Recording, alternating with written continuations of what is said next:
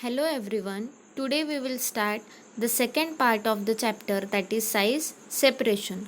In this lecture we are going to see the equipments used for size separation. So basically in this video we are going to see the sieve analysis. After that we will see in detail the construction working, advantages and disadvantages of the cyclone separator, and lastly the air separator. So we will start with the sieve analysis.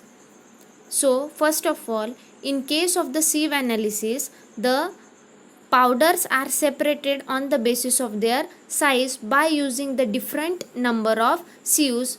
In this case we use the different number of sieves, and we will set that different number of sieves in descending order on the basis of their sieve number in one frame. Okay, so here in this case हम क्या करते हैं सीव analysis में कि different grades के sieves हम लेते हैं, डिफरेंट सीव नंबर के सीव्स हम लेते हैं और उसको डिसेंडिंग नंबर में हम सेट करते हैं एक फ्रेम में. आइदर उसको हम मैन्युअली यूज़ कर सकते हैं या ऑन द इलेक्ट्रिक डिवाइस हम उन सीव को यूज़ कर सकते हैं. Okay, so this sieve analysis is termed as और it is also referred as the sieve shaker machine. Okay, so in this the shaking is provided, the vibration, oscillation or gyration method is used for the determination or for the separation of the particular particle sizes. Okay, so the milled material is subjected to the size separation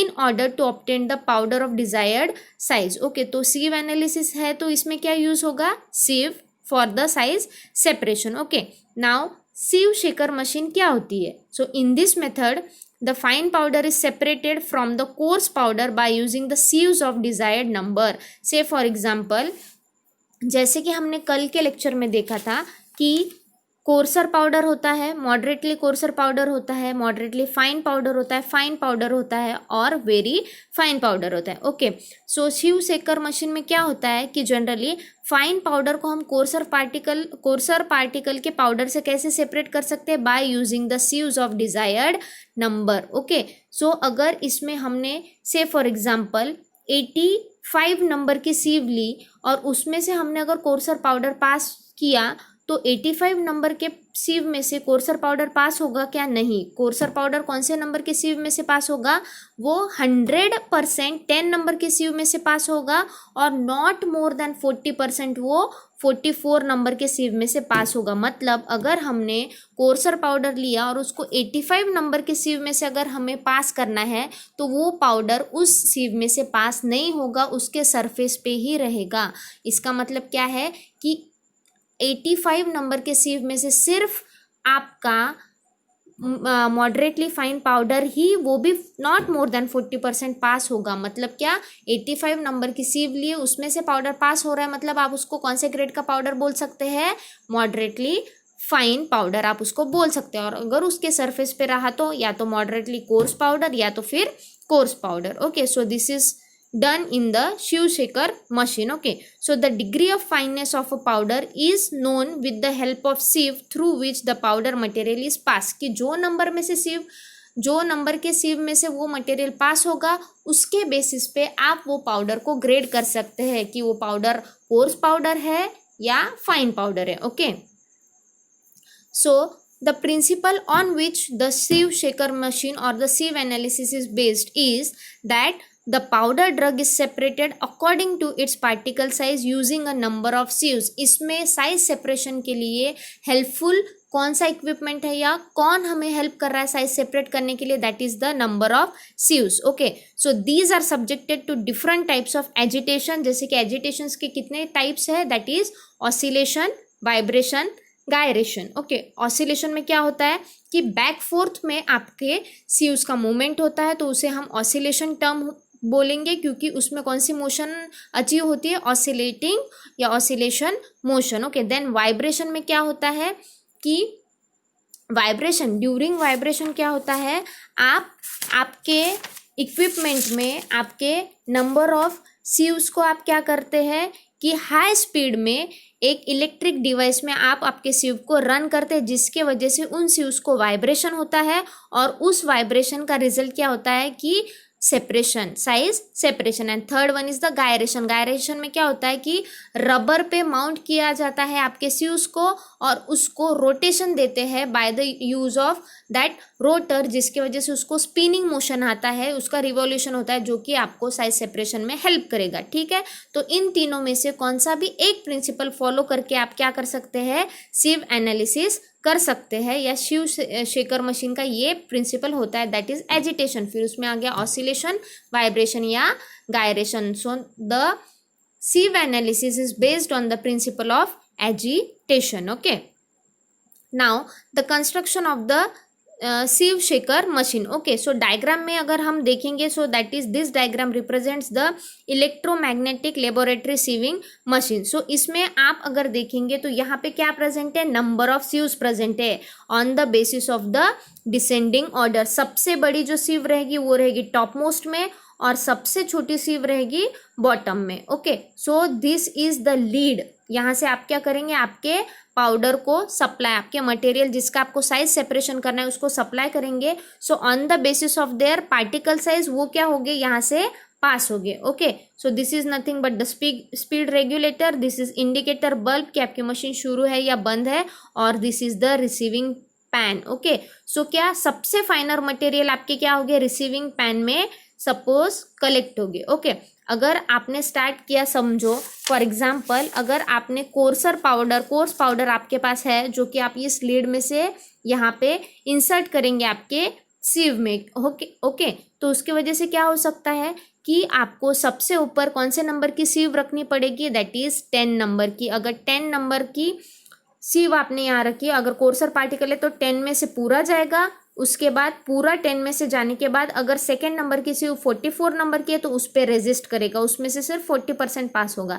ऐसे करके उससे अगर ज़्यादा number की आपने 22 number की ली सीव तो उसमें से मॉडरेटली कोर्स पाउडर जाएगा, और सबसे वेरी फाइन के लिए लास्ट में आपको कौन से नंबर की सीव रखनी पड़ेगी, 120 नंबर की। सो जिसमें से उसमें से अगर 100% आपका पास होके रिसीविंग पैन में मटेरियल कलेक्ट हुआ तो वो कौन सा पाउडर रहेगा, आपका very fine powder. Okay, construction में क्या है, standard sieves as per IP of different mesh numbers are available as per the IP और यूएसपी। आईपी या यूएसपी के हिसाब से आपको नंबर ऑफ सीव्स को सिलेक्ट करना है, और उसको sieves are arranged in the descending order, that is larger sieve will be at the top and the smallest sieve will be at the bottom. Okay, so the bottom sieve is attach to the receiving pan, क्योंकि bottom sieve में से कौन पास हो सकता है, आपके very fine particle. सो उसको receive करने के लिए आपके बॉटम पे लास्ट सीव के नीचे क्या होगा present, receiving pan. Okay, so this sieves are fixed on the mechanical shaker apparatus, क्योंकि हम किसके अंडर पढ़ रहे हैं, अगर मैन्युअली करना है वो भी कर सकते हैं, लेकिन ये क्या है, सीव शेकर मशीन, तो इसमें that is the mechanical shaker apparatus पे ये अरेंजमेंट नंबर ऑफ सीव्स हम क्या कर सकते हैं, इसको अरेंज कर सकते हैं। Okay, so this is the construction of the सीव shaker machine. Now working. Okay, so first of all sieves are arranged with the corest at the top. Okay, सबसे बड़ी sieve नंबर सबसे टॉप पे रहेगी और उसमें से आपको मटेरियल फीड करना है लीड में से ऊपर के। A sample of 50 gram of powder is placed on the top sieve. So after that this sieve set is fixed to the mechanical shaker apparatus and shaken for a certain period of time, that is near about 20 minutes. Okay, so and the powder retained on each sieves is weighed. Okay, आप क्या होगा, इसका working कैसा है कि आपको 50 gram of powder collect करना है और ऊपर टॉप सीव के ऊपर जो लीड प्रेजेंट होगा उसमें से आपको ये मशीन में आपको वो फीड करना है। ओके, सो उसके बाद 20 मिनट्स के लिए आपको उसको शेकिंग प्रोवाइड करनी है, जो कि आपका क्या मैकेनिकल शेकर एपरेटस को स्टार्ट करके होगा। 20 मिनट्स के बाद आपको मशीन आपकी बंद करनी है। उसके बाद हर एक सीव के टॉप पे जितना आपका अमाउंट रिटेंड करेगा उसको आपको वे करना है। Okay, so this is the simple working procedure of your sieve shaker machine. This is the formula to calculate the percentage. Okay, so percentage और the amount of particle present, जो कि residue in each सीव में जितना residue है उसका by total weight of the powder, जो कि रहेगा आपका 50 ग्राम, क्योंकि टोटल वेट कितना लिया था आपने 50 gram into 100। So this is for calculating the percentage of residue in each sieve. Okay,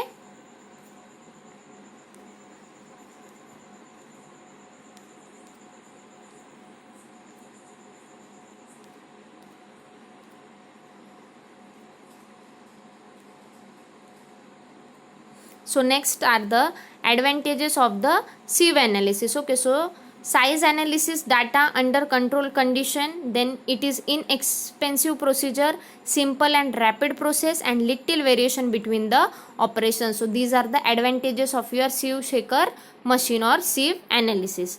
So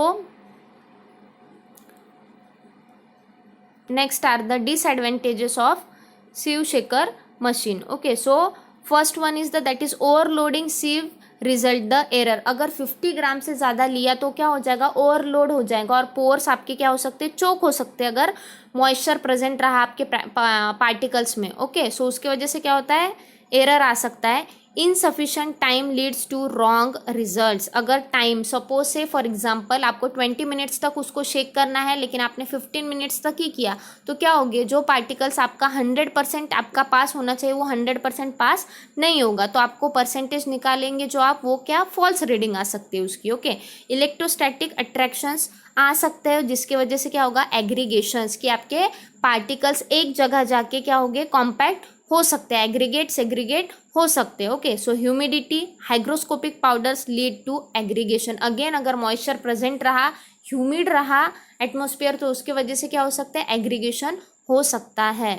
pail like और long fibrous will not pass. जो कि लॉन्ग फाइबरस मटेरियल है वो सीव में से पास नहीं होंगे. So this is the drawback of your sieve analysis. Okay, now next is the cyclone separator. okay, so generally the cyclone separator जैसे कि डायग्राम में है कि it is based on the centrifugal force. okay, so in this what actually happens, the centrifugal force is responsible for the size separation. जैसे कि हमने पढ़ा था कि मैकेनिज्म ऑफ साइज सेपरेशन, उसमें फर्स्ट था एजिटेशन, देन था ब्रशिंग और थर्ड था centrifugal method. So generally cyclone separator is the example of that centrifugal methods. उसमें क्या होता है, सेंट्रीफ्यूगल मेथड में a high speed rotor is fixed inside the vertical cylindrical sieve. okay, so that on rotation of rotor the particles are thrown outward by the centrifugal force. इसमें क्या होता है generally कि particle are thrown outward due to the centrifugal force. मतलब क्या, fines वो air के साथ कैरी होके आउटवर्ड थ्रो करेंगे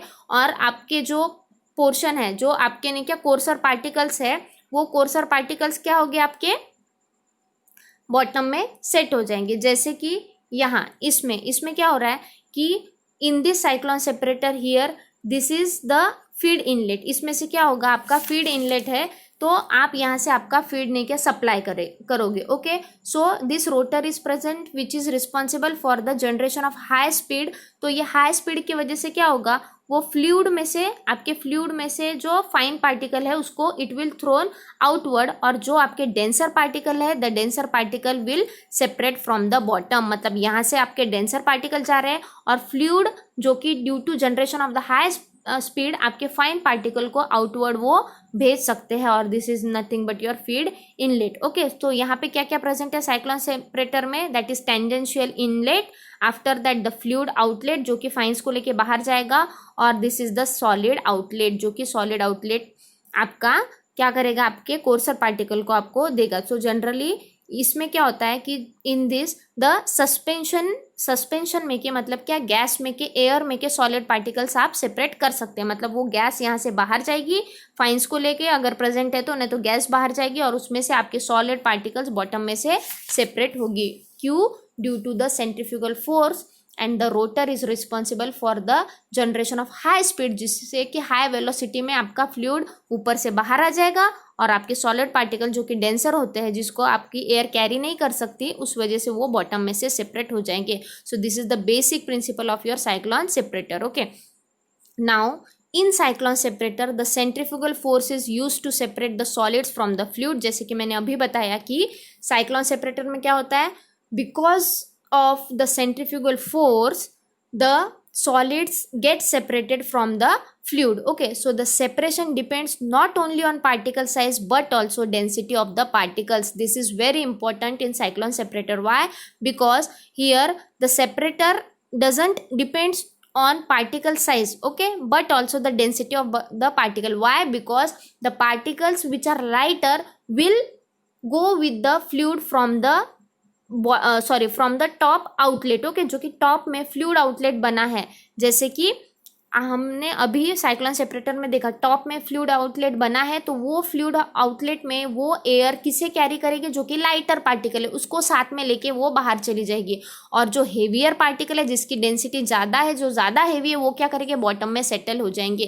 कि यहाँ पे सिर्फ पार्टिकल साइज पे डिपेंड नहीं करता कि क्या है, डेंसिटी ऑफ द पार्टिकल, जो ज़्यादा डेंसर है वो बॉटम में जाके सेटल हो जाएंगे। Okay, so hence depending on the fluid velocity, speed of your fluid, the cyclone separator can be used to separate all types of the particles or to remove only coarser particles and allow the fines to be carried out through the fluid. Okay, so एक तो all types of particle cyclone separator separate कर सकता है, या तो सिर्फ gas में से सॉलिड पार्टिकल्स को सेपरेट कर सकता है, वो सस्पेंशन को, मतलब सॉलिड पार्टिकल उस ज़्यादा डेंसर होते हैं इसलिए वो बॉटम में से आप इजीली सेपरेट कर सकते हैं, और फाइन्स अगर प्रेजेंट हो तो फ्लूइड लेके उसको टॉप में से निकल जाएगा आपका। Okay, so this is the basic principle of your cyclone separator. Okay, so here you can see that this is the tangential inlet. okay, so this is the fluid outlet. इसमें से arrow पे आप ध्यान दे सकते हैं, arrow से क्या हो रहा है, यहाँ पे, यहाँ से आपके ऐसे स्ट्रेट एरोज है। ओके, सो ये एरोज किस चीज़ के लिए रिस्पॉन्सिबल है, कि आपका ये सिस्टम में आपके पार्टिकल्स एंटर कर रहे हैं, फिर हाई स्पीड की वजह से, सेंट्रीफ्यूगल फोर्स की वजह से आपका फ्लूइड क्या हो रहा है, यहाँ से फाइन पार्टिकल को लेके जा रहा है, और जो सॉलिड पार्टिकल है वो नीचे से सेपरेट हो रहे हैं। मतलब फ्लूइड आउटलेट में से अगर फाइन्स प्रेजेंट है तो वो प्रेजेंट रहेंगे, न तो सिर्फ आपने एयर सस्पेंशन या फिर सस्पेंशन, यहाँ पे सॉलिड इन गैस का सस्पेंशन आपने इंसर्ट किया है, तो यहाँ पे क्या होगा, सॉलिड यहाँ से बॉटम में से डेंसिटी की वजह से हो जाएंगे, और एयर आपका ये फ्लूइड आउटलेट में से बाहर हो जाएगा। So this is the simple principle और working of your cyclone separator. Okay, construction क्या है, it consist of a cylindrical vessel with a conical base. ये इसका सिलेंड्रिकल वेसल है जिसका कोनिकल बेस प्रेजेंट है। Okay, so in the upper part of the vessel it is fitted with a tangential inlet, ये कि tangent में present है, that is tangential inlet and a fluid outlet. Okay, at a base it is fitted with the solid outlet. इसमें से solid separate होगा इसलिए solid outlet, इसमें से फ्लूइड सेपरेट होगा इसलिए ये फ्लूइड आउटलेट, और इसमें से आपका पार्टिकल्स मटेरियल जिसका साइज सेपरेट करना है वो इंसर्ट हो गया, इसलिए इसका नाम क्या है, और ये टेंजेंशियल पोजिशन में प्रेजेंट है इसलिए it is referred as the tangential inlet. Okay, now working, the suspension of solid in gas, which is usually air, is introduced tangentially at a very high velocity, very high speed, so that the rotary movement takes place within the vessel. okay, starting में क्या होता है, हमें material की entry देनी पड़ती है in the cyclone separator. अगर हमने मटेरियल को एंटर किया साइक्लोन सेपरेटर में, जो कि क्या है, solid in gas, that is usually air, जो कि हाई वेलोसिटी से, और कौन से इनलेट में से हम एंट्री कर रहे हैं, इसका टेंजेंशियल इनलेट में से, जो कि बहुत हाई वेलोसिटी से उसकी एंट्री होती है इन द सिलेंड्रिकल वेसल। सो जिसकी वजह से क्या होता है कि रोटरी मूवमेंट आता है with in the vessel. Okay, so this rotary flow with in the cyclone separator causes the particles to be acted by the centrifugal force, and this centrifugal force will lead to the fluid to go through the fluid outlet, and it is responsible for the collection of solid materials at the bottom of this cylindrical vessel. okay, so the centrifugal force throws the solids to the walls, जो कि bottom से discharge हो गया आपके, so thereafter it falls to the conical base and discharge out through the solid outlet. Now uses of the cyclone separator, that is cyclone separators are used to separate the suspension of solid in air or gas. okay, so it can be used with liquid suspensions of solid also. so this is the cyclone separator. now next is the air separator. okay, so generally the air separator is same like the cyclone separator. okay, so इसमें difference क्या है, that is in air separator the rotating disc and rotating blades are present. okay, so इसमें क्या होता है, air separator में rotating disc and rotating blades are present. okay, so here generally यही difference है, बाकी एयर का मूवमेंट होता है जिसकी वजह से हाई स्पीड की वजह से आपके पार्टिकल सेपरेट होते हैं. So the rest principle is same like cyclone separator. Difference क्या है सिर्फ इसमें कि the rotating disc and rotating blades are present in the air separator. Okay, so it works on the same principle as that of cyclone separator, but in this case the air movement is obtained by the means of rotating disc and blades. उसमें किस चीज से cyclone separator में हम use करते हैं, by the use of the rotor. Okay, और high velocity और high pressure of the fluid. इसमें किससे होता है? That is rotating disc and blades are responsible for the improvement of size separation. Okay, so the stationary blades are used. Disc होती है आपकी rotating और उस पे अटैच सेंट्रल शाफ्ट में ही अटैच होते हैं ये दोनों, क्या? रोटेटिंग डिस्क और आपका ब्लेड्स. लेकिन डिस्क आपकी रोटेटिंग होती है और ब्लेड्स आपके क्या होते हैं? स्टेशनरी होते हैं. Okay, so here you can see that this is the construction of your air separator. So this is nothing but the feed inlet जहाँ से आपका पार्टिकल मूव होगा. This is the central shaft. Central shaft में क्या होगा? आपका rotating disc present है जो इसको रिवॉल्व करेगा, जिसकी वजह से आपका एयर का मूवमेंट आएगा और आपके पार्टिकल्स ऐसे फ्लो करेंगे. And this is the stationary rotating blade. Okay, इस यहाँ से पार्टिकल्स आएंगे. पार्टिकल्स आने के बाद आपका सेंट्रल शाफ्ट क्या करेगा?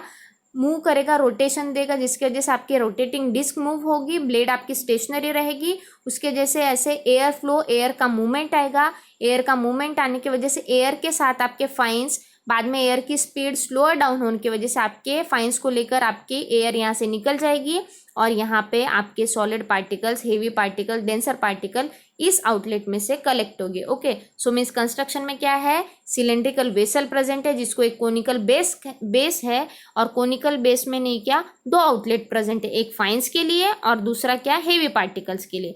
फिर एक फीड इनलेट प्रेजेंट है, एक रोटेटिंग डिस्क प्रेजेंट है और स्टेशनरी रोटेटिंग ब्लेड प्रेजेंट है. सो this is the easy construction of your air separator. That is it consist of a cylindrical vessel with conical base. In the upper part of the separator, a vessel is fitted with a feed inlet. Okay, this is feed inlet.